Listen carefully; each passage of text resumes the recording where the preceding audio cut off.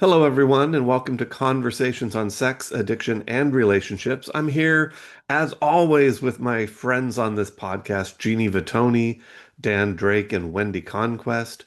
Welcome, everybody. We have Adam Nisenson joining us today, who wrote a really great book, A Man's Guide to Partner Betrayal. And he specializes in working not only with, I believe, male addicts, but also men who've experienced betrayal trauma and finding their way through. What are you guys looking forward to with this conversation and this topic in particular? It's a interesting topic we don't talk about a bunch, the male betrayal experience. Well, I'll just say I'm excited. Tim, you and I got to meet Yeah. with Adam during the ITAP symposium a few months ago, and so we actually have that episode out. So if you haven't checked that out, please feel free to do that. We realized the audio quality after the fact wasn't so great, so I'm hoping actually we get some better audio quality on this one and get some of his wisdom talking about this really important underserved topic. I'm just excited to have, it's an area male masculine betrayal isn't something we talk about a lot. We sort of translate a lot of the resources are for partners. We translate them to men, but I'm just excited that he has specified dedicated resources for men in this area. So I'm excited to have him and his wisdom. Yeah, for betrayed partners, we have been talking about women so much, and giving them a voice and identifying their traumatic experience. And so rarely do we talk about, is there a difference with men when, men when they're in a committed relationship and their female partner is having affairs or, cheating in some way or another. And so this is I think a new paradigm that we're looking at. And I just want to say that I think in the past men have been bullied around it or shamed around it, probably more than women. And so I'm really curious what Adam has to say about that. Thinking about how, if you look at this from a historical perspective, um, just in the last 15 kind of years, maybe even 20, betrayed partners and looking at the trauma impact, that was a whole new concept. And this is now the trauma modality is much more commonplace and accepted. And here now is another subgroup of that, the male betrayed partner, and what is it like for them? And so I'm really glad that we have folks stepping forward to give voice to that, because I think there are some differences and similarities, but we need to know what those are. And by people being brave, sharing their story, and then creating resources for others, that's the way to get that population forward in the treatment field so that we can do better jobs and work with them. So I'm happy to have Adam come on down. Yeah.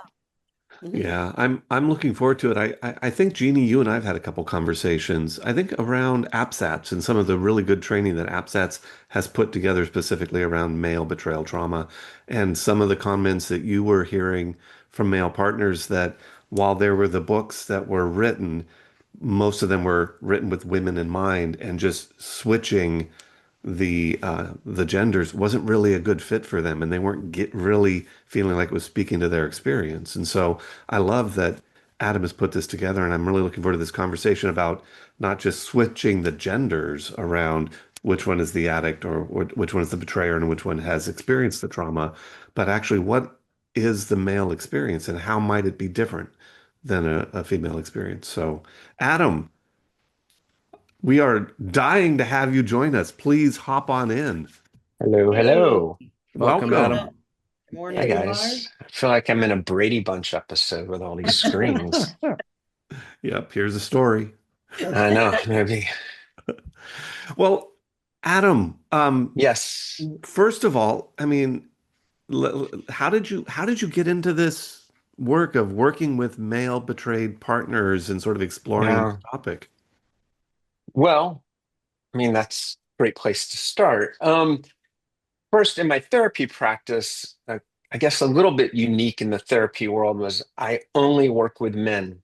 So, so that was one way, one catalyst, if you will. And one of the things that happened was I started getting men years into working with them, and they would start to share with me their betrayals. And I was really surprised like it took them that long to get there, right? Because I feel like most of the guys I work with, we have a really good connection and trust. And so that was happening. And then the other part, which is all over the internet in my book, is in my past marriage, my now ex-wife, she had an affair. And that was, man, that was like over 13 years ago. And so just like a couple years ago, all this kind of just started coming together. And I was connecting the dots. And I started realizing like, man, like when I went through that journey, I had like, especially back then, there was even less out there on betrayal. I feel like betrayal's really taken off like the last 5 or 7 years. And I was like, man, I need to help guys. And also I was kind of thinking maybe there's some more for me to look at for my own healing and my own journey. And so that's really what kicked off this whole thing, the book and my new website, The Betrayal Shrink. So yeah, that's how it happened. Long, short story. So the obvious first question is, so is betrayal trauma or the betrayal experience different for men than it is for women? Um, Good question. Definitely there's similarities, right? But I would say how pain and anger and shame and all those things happen for the other individual.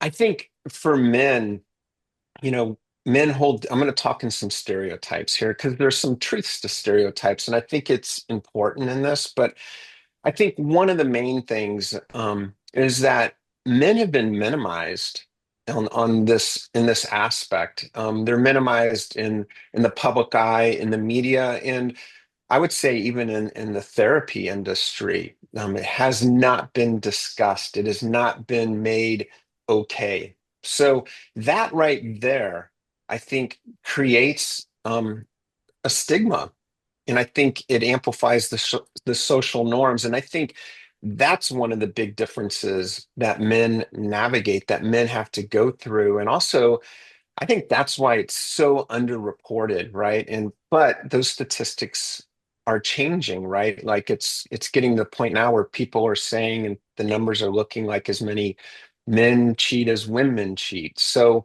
and I think that's because men are becoming more aware of it. I'm hoping some of the work I'm doing and putting it out there and letting men know there's no shame in it.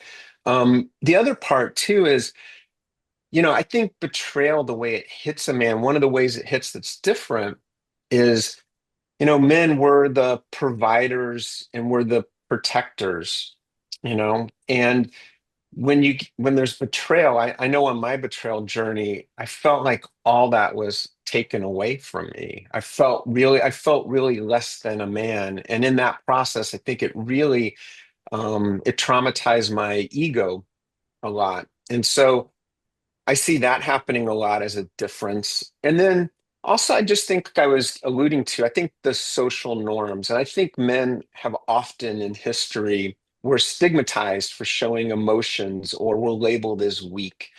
And I think that's a big different aspect than what women experience. And if you guys disagree, we can talk about that. But those are some of the things I see. I can ramble on and on, but I I think that's was, the core. well, it made me curious, Adam. I was just curious that Yeah. part that you were saying how it's underreported.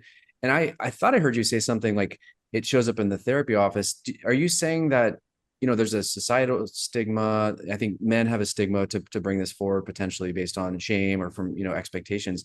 Are providers at fault too with some of this? Maybe we don't want to ask the questions, or are we preparing? Like, do you think there's a part that providers play that we don't open the space for men to share this? I don't sit in other providers' rooms, so I can't say. But what I was alluding to really, Dan, is that I think the therapy industry hasn't talked about that. And I'll tell you, I submitted some articles for Psychology Today, and they basically told me they weren't relevant. There wasn't a need for them. And I was just like, what? Like, how can you not have this conversation? So that's right. I just called them out. Well, But yeah, But just that in of itself says, okay, if you're not these aren't relevant, then literally, these guys that are experiencing this, which is very relevant, are saying, you get the experience. Well, my experience isn't being, I don't see it out there. So why would I No, talk about it? yeah, Because other people aren't it's talking not about it. safe. Yeah, it's not safe to talk about. I'll say this. I've worked in a couple group practices and right, the therapy industry, it's interesting. We have three male therapists and two female therapists, right? But it's usually flipped, right? Or actually it's even bigger than that, right? I don't even know. It's probably what, 20, 30% of therapists are male. And I think there's a part in there, like a lot of the men I work with, they tell me, well, I used to go to therapy, but you're a guy, so you get it, right? And so there's also the story men have that a woman maybe wouldn't understand, right? Or it's not safe. Or if the man's partner was a female that cheated on them, that might be really triggering and hard too to get to be vulnerable and to talk about. So it could be, Dan, it could be so many variables in that, but definitely I think, and I would hope you guys agree. I think our industry has not made this an issue and has not made it important. And if it's not important and those men are not seen and feel there's a resource or two, then they're all alone. And I know that's how I felt. I did all the books. I looked up all the websites, some books, oh, change the pronouns and stuff. And I read through it and it made me even more angry. It made me feel more at a loss. It made me feel more alone, more shame, like no one would understand. And I'll tell you guys, and I know I'm rambling, but like in my men's groups, the thing that fills my heart is these guys, like after a couple weeks in, they'll come back and they'll say, man, it's so good just to be with people that understand and I don't have to explain and I'm accepted and right. And there's so much power in that, you know? Oh, it's so interesting to me because as I'm thinking about female partners, I'm thinking that the first experience that they have is shock, sadness. They're going to other, well, they don't always go to other women, but probably the first people they're going to go to are other women, who hopefully are going to commiserate and be Hmm. there with the sadness and the shock. I'll say that I have a younger family member who has been cheated on, and the first thing he says is, yeah, well, she did and calls her a bunch of names and just says, I can't believe that this happened to me. And, uh, F her and I'm moving on kind of thing. And then he tries to Um, shut it down, right? And so he does different techniques and to try to do that. And if he goes to his buddies, they're like, yeah, just she's whatever and move on. So I get curious, right? Is this like a commonality between men and women when this happens? I smiled a lot when you were saying that because I hear those stories so often. You know, Wendy, you've asked me a bunch of different things in that, so let me True, figure out how I it's want to, true. like, Welcome, Adam. how do I want to parse through that? Look, I think the natural response for anyone is always going to be first, it's going to be shock. I don't care, it's what your sex is or your orientation, it's going to be shock, right? And I think part of what I noticed the difference is, and you were alluding to the female might go and, she talks to her girlfriends and stuff like that. Men most often don't talk to another guy. They just don't, and I will tell you, my brother and one of my best friends, I think I told them 8 years later, and they were in shock. They had no idea why my marriage ended and why they just thought, oh, it just, it ended, right? It happens sometimes, right? So I held it in, right? It was something I was ashamed of. Also, I didn't feel like, I actually told another guy and he gave me some of that, like, you don't need her, move on, you're a great guy, right? I think men will tend to dismiss it. It's so uncomfortable, I think, for another man to see another man be vulnerable, just how society, how we've been wired, which I think is really sad. Um, the other part is I think the ego, we all have male or female, of course we have egos. I think for the man there's a little bit it's a difference on how they navigate it and how they go into shame. You know, I think both sexes can go into that. I wasn't enough, or I should have known. I think that's pretty common. But you know, Wendy, you were alluding to the part like the anger. That I might get on a different tangent here, but anger is another part that I think I see men and women that they show up really differently.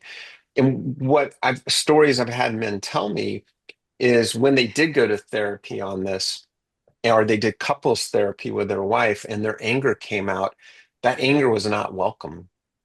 And I think anger scares people. And I think, I'm going to just say this. I think a lot of therapists don't know how to work with it. I think, I think a female seeing a man angry could be scary, could be triggering, you know, to be fair.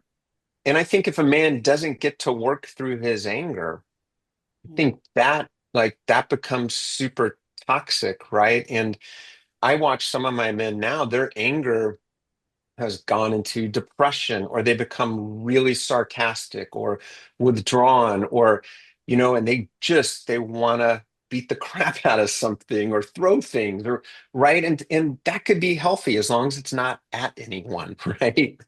But I think anger is another big part. The ego wound and the anger was a big difference, if you will, between the two. And I don't know if I answered your question fully, but I was curious on that's that what I part with, got. well, with anger, because when I've seen male betrayed partners, I think that masculine betrayal, I've seen, you know, anger is normal. Of course, you're going to be angry after betrayal. There's going to be all those things you're talking about. I've seen the men, there's this extra piece of, you know, I'm going to, I don't know how to say it, but you you took my woman, so I'm gonna, like, there's this extra kind of society, I don't know, there's a piece of like, I'm going to, you know, sometimes the anger is towards the partner, but a lot of times it's towards, let's say it's a heterosexual couple, it's towards the other guy, and Yeah. I'm in that anger, now I'm going to find out who this person is and I'm going to confront them in various different ways. So that to me is, and I've seen partners, you know, on the female side do that too. It just looks different. It might be verbal.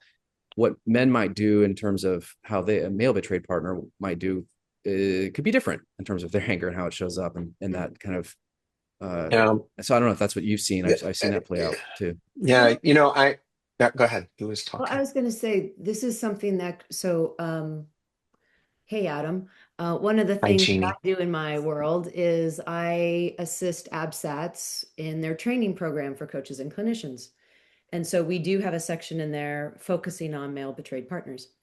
And we talk about the anger differences. And so I'm really interested in going into this piece of there is a difference sometimes of male anger and it activating. And so we teach the coaches and clinicians about that, of how to be and welcome and hug boundaries, but to know oneself.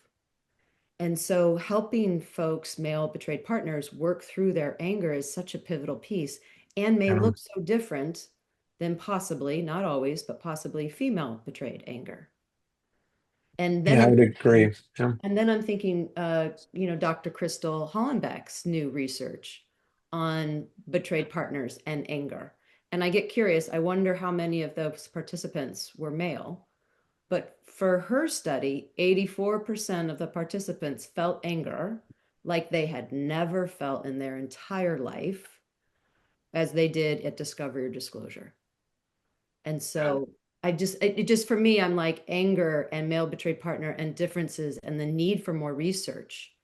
And thank you for being here and writing your book and workbook, because you're putting it out into the community of let's talk about this. Yeah. Thanks. Yeah, and you know, interestingly enough, earlier this week in one of my men betrayal groups, every week I have a different topic. Well, we did anger, and I will tell you, every one of those men in the group were it was a deep conversation, and they all felt like their anger wasn't validated. They all felt like they couldn't truly share their anger. And I find it hard to believe only 84% of people had anger after betrayal. No. That's Not that it they was didn't have anger, but they felt anger like they had felt never felt before never in life. felt before. That's Yeah. still an So it's interest. the peak. That still feels so low to me after Okay. personally experiencing it. But hey, I Okay. guess I've always been told the numbers never lie. But Yeah. yeah, so I mean, I don't know where to go with this. There's so like anger. I think such a rich, complex Well, topic. I mean, Yeah, for me, when I think about it, it happens with both men and women, but it's so prevalent with men that anger can have a destructive, you know, side to it. So when sure, you've got betrayed men who are feeling their anger, I'm assuming you're not leaning into, well, go be destructive with it. But so how never. do you help to validate their anger and let them sort of feel it and express it without it going over into overwhelming rage or destructive, harmful actions? Yeah. Tim, that's a great question. Thanks for asking. I would say this. Actually, one of the things we talked about in my men's group was the fantasy of anger. Because I can't remember who was said it, but right, like I had the dreams and thought about like, man, I'm gonna so get even with that SOB, right? And I knew my ex-wife's affair partner, so I had the double betrayal, right? So that even makes it worse.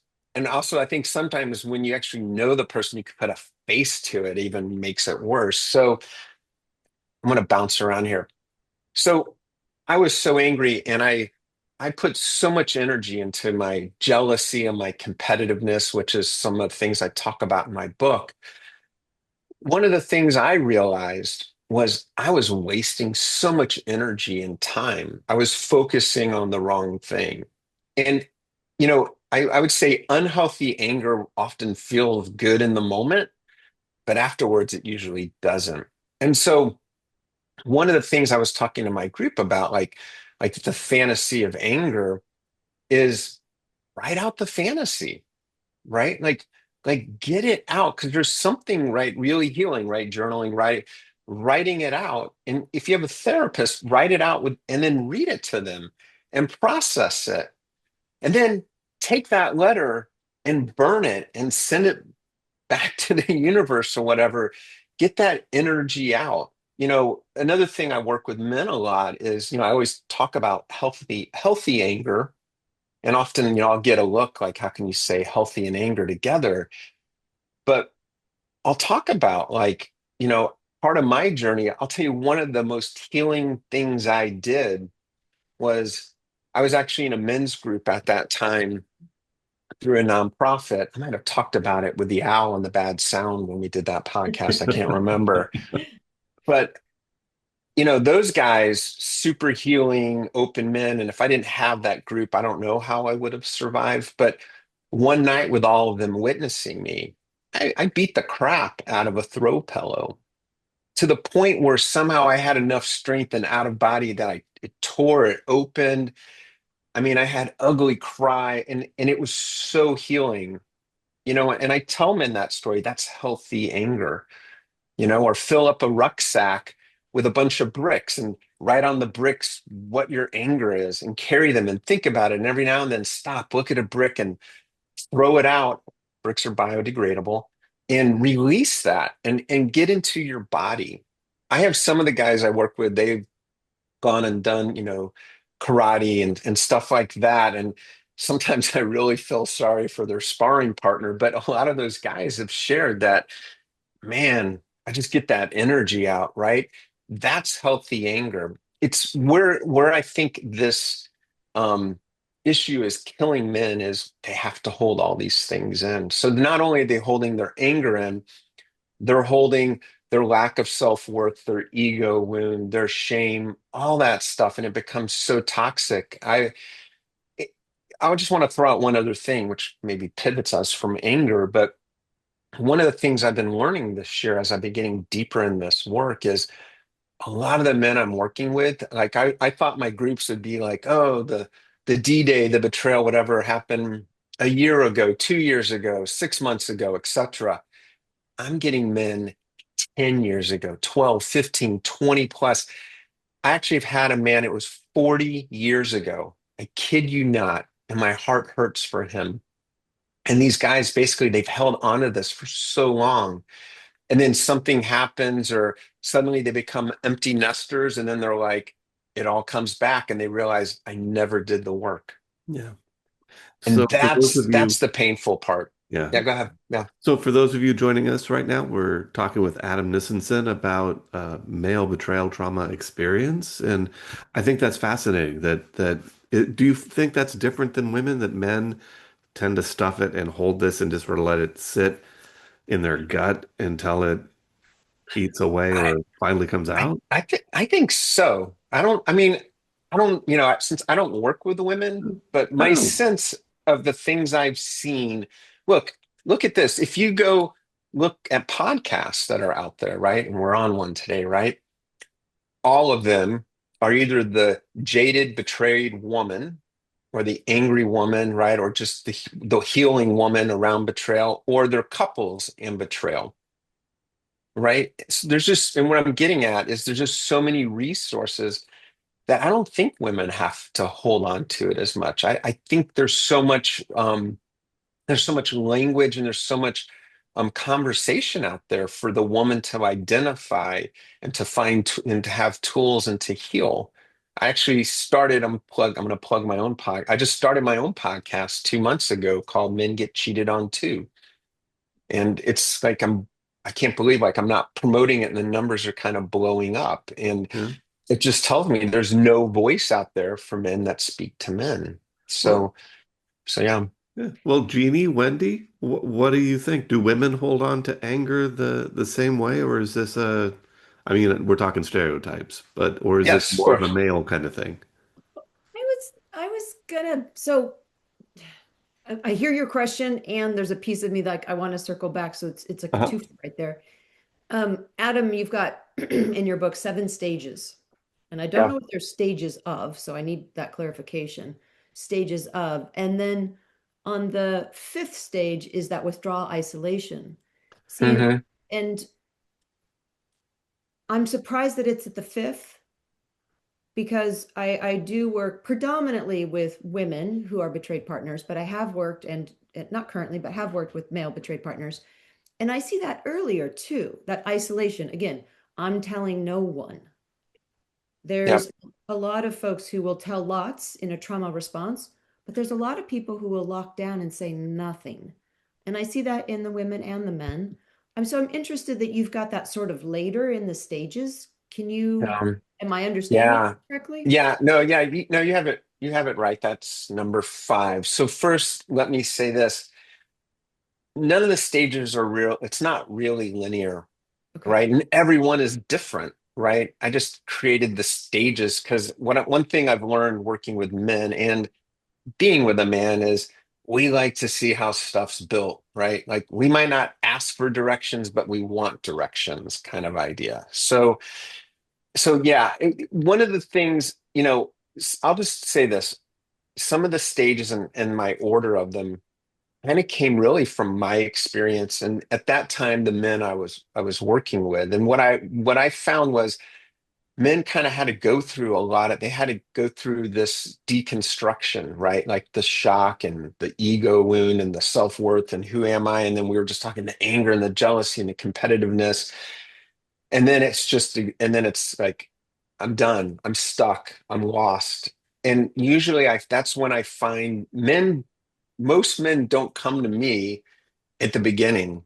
They come after they realize, oh crap, I can't do this alone, or I'm lost, or I have to surrender, which men struggle with, right? And Okay, so so you're that's saying why, yep, they are alone and isolated to start with, but yeah, they try to do all these things for themselves and try to figure it out and deal with the pain and the wounds, deconstruct, and then they get to that stuck point, yeah, and and they give up. that's where you're saying sort of that isolation withdrawal starts, or the withdrawal, Yeah, not the isolation, they've been isolated it's the whole the time. yeah, pretty much. Yeah. Okay, I okay. couldn't the truth is Yeah. that stage should be A1, 2, I mean, like our Yeah. 1A, 2A, Yeah. 3A. Yeah. Isolated the It's whole time. Yeah, I mean, that's pretty much right. But often, like, I think for most people, right, we all work in addiction and sex addiction and stuff like that. Like, how many clients do we all have that, like, I've been white knuckling it for a year, or I thought I can do this and I would start and stop, right? And then I think they all have to hit this reckoning where it they hit the bot, they have to hit a bottom. And what I see for men is that withdrawal and isolation, that bottom Yeah. is what catapults them. And so many of the men I work with, like those things, the ego wound and the self-worth and the anger, we actually go backwards and look at that stuff for them to understand and heal and then to start to rebuild and That's so transformation. important for all the I'm gonna providers come who are back. I'm gonna come listening. back to the lockdown on the emotions. And so what I do want to say is that the women, I know just female partners are over functioning. I've never met a partner that doesn't overfunction or isn't an Yeah. overachiever in some way or another. And so my experience working with partners is they just say, I'm just going to do things better. I'm gonna be a better mom. I'm gonna be a better wife. And they go into this mode of shutting down their emotions around it and hyper focusing.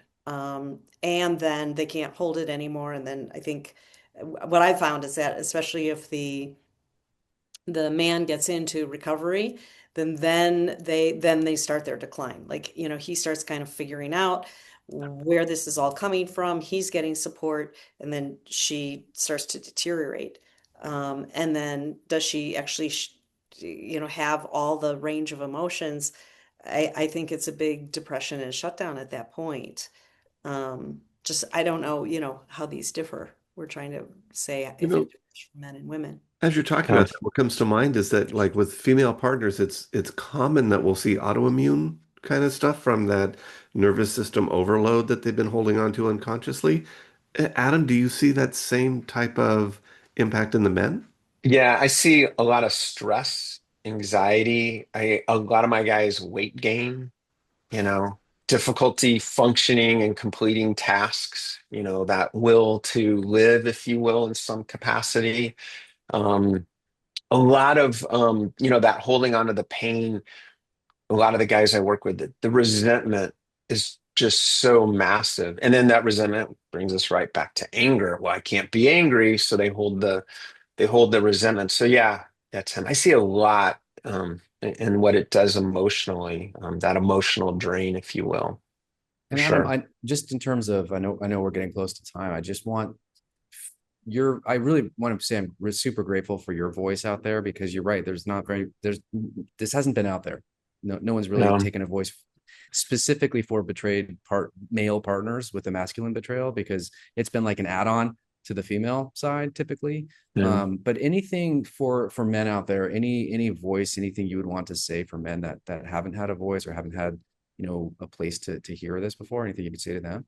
And the title of your Yeah, book, title of your book. yeah, I can do all. I mean, the, the first thing I would say to all the men out there that are experiencing this is you can't do this alone. And that the betrayal, what your partner did says a lot. It just says everything about your partner and nothing about you, right? And you need to ask for help. And if it is a therapist or a betrayal trauma coach, there are more resources. I'm a resource, my website, but you can't do it alone. And that would be the thing. I think, part of my mission, if you will, is and why I'm willing to share my story and my experiences. I want to normalize this. I want to humanize it. And I'm hoping men can look at me and identify with me and go, well, he seems to be okay. He seems like a regular guy, right? And I think I am, and I'm okay. And I will tell you guys this too. Look, terrible life experience. There's a part of me, I think I would do it again. Like, I think it made me who I am. It's made me a better man. Mm. I'm definitely a better therapist because of it. And I'm remarried, and I have my marriage is so different than my first one, right? Because the other part is I know my worth and value now, and I'm not sure I knew it like I know it now. So yeah, It's don't do awesome. this alone. Oh, I'm wait, the book, right? Wait, I was told I actually have a copy. It's a man's, nice. yeah, I was prepared. I've done this a few times. A Man's Guide to Partner Betrayal. It's available where every book's available. With That's with all. That's all I will say. with the risk of pushing it a little long, there's the curiosity question that I wanted to ask, and I can't believe I What? forgot to What? ask it. Do you notice that there is a different impact on male betrayed partners if their partner is having an affair versus has an addiction pattern that they've identified with? I love that question. Yes, I have seen a difference. And with the men I work with that have a partner that, right, has been diagnosed, right, with a love addiction or a sex addiction. I want to say every man that I work with that's in that situation has has been willing to stay in the marriage and done the work. And some of my clients, their partners have gone to treatment and stuff for it, and some of them are seeing all the growth and things like that. And I think that, we'll call it that condition or diagnosis. I think what it does for a man, probably for anyone, is it defines it. I think it helps you. Oh, well, maybe it wasn't about me. Like, she's sick or he's sick and they need help, and I love them, so I want to be part of that journey and I want to see what happens. But I do see a difference where the man who doesn't have that experience, often I see them like either wanting to blow it up or they want to ignore it because, well, I got kids and stuff, and I'll just put my head down. So yeah, big It's difference I see. it sounds like if the partner has recognized that there's an addiction pattern and is leaning into treatment with it, it depersonalizes it to some extent for the man. Yeah, Whereas if that doesn't happen, it's almost too personal, and so they just they yeah, just want to shut it down or blow it up because of the yeah, it's too close. totally. Yeah, Okay. I think a diagnosis always helps, even if we don't like what it is. It gives an answer to something, and I It, see that. Yeah, it's a good question, Tim. I see that a lot, and I haven't really thought about that until today. So yeah, well, thank you. another book to write, I guess. Another book. There's a never-ending list of books to write, is there? Yeah, just not enough time. Well, everyone, thank you so much for joining us today on Conversations on Sex, Addiction, and Relationships. Adam, thank you so much for joining us. My What a pleasure. wonderful conversation. If you're listening out there, please rate us on whatever platform you're listening to us on. And if you've got questions, we do mailbag episodes. Send us questions to conversations.sar@gmail.com. I wish you all the best in your ongoing journeys. Thank you for joining us on this conversation. Thank you, everyone. Thanks, everyone. Thanks.